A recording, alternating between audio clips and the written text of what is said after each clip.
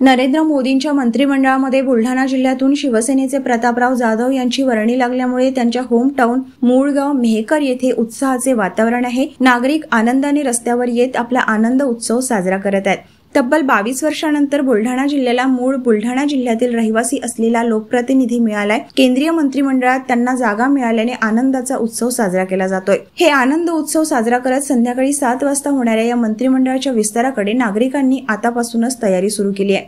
त्यामुळे सर्वत्र आनंदाचे वातावरण आहे। सर्वप्रथम तर अभिमान वाटतोय, कारण की मातृतीर्थ जिल्ह्यामधनं कॅबिनेट मंत्रीपद जी विदर्भाची आन बान शान ज्या व्यक्तीने राखली, जे आज 7वा टर्न खासदारकीचा 4था म्हणा, परंतु निवडणुकीचा ज्या आमदारकीपासून आज MP पर्यंत हा 7वा टर्न त्यांचा आहे। आणि हा काय असा एकदमच येऊन आला त्यांना कॅबिनेट मंत्रीपद असं नाही, हा त्यांचा 35 ते 40 वर्षाचा हा संघर्ष आहे। त्या माणसाने ग्राउंड लेवलच्या कार्यकर्त्यापासून तर गरीब विधवेपर्यंत कोणत्याही महिलांना त्यांनी एकटं सोडलं नाही।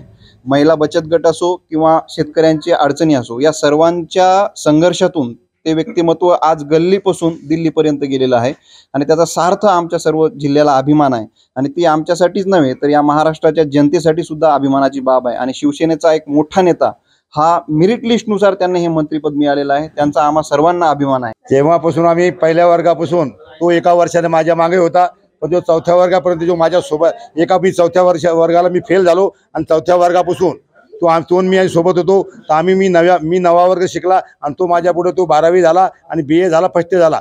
तो माझ्या एका वर्षाने मागून येऊन तो माझ्या पुढे गेला। पण त्याच्या लहानपणच्या मी तुम्हाला आठवणी सांगू शकतो की तो एवढा काही बंड होता, तो घरातल्या त्याच्या आईला बी आमच्या आईला सुद्धा हे वाटायचं, वडिलाला सुद्धा वाटायचं, पण तो घरात एक असं वाटायचं की कर्तृत्ववान व्यक्ती निघणारे, लेकराचे पाय पाळण्यात दिसतात असे आम्हाला वाटायचं। आमचे भाऊ, सर्वांचे लाडके भाऊ नाना, आम्ही सर्वजण त्यांना नानाच म्हणतो।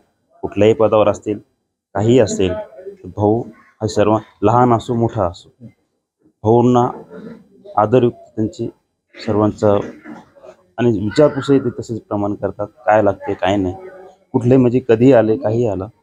हे तर एकदम आनंदाची बाब आहे। फक्त आज काय की आमच्या याच्यामध्ये एक उणीव आहे की आमचे मोठे बंधू, आज त्यांचे वडील ते जर आज हजर असते तर आज आणखी खूप आनंदाला खूप म्हणजे हे आई आणि वडील जर असते तर हे असते तर ते त्यांचं हे झालेलं आहे।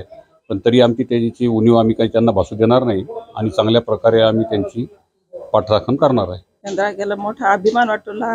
माझ्यापेक्षा मोठा येतो, मी वयानं मोठी आहे, मी पण काकू म्हणून हा मान मला भरपूर देतात, ते याचा अभिमान मला वाटतोय। मी याच त्याचा सर्वात महत्त्वाचा आनंद साजरा करणार आहे।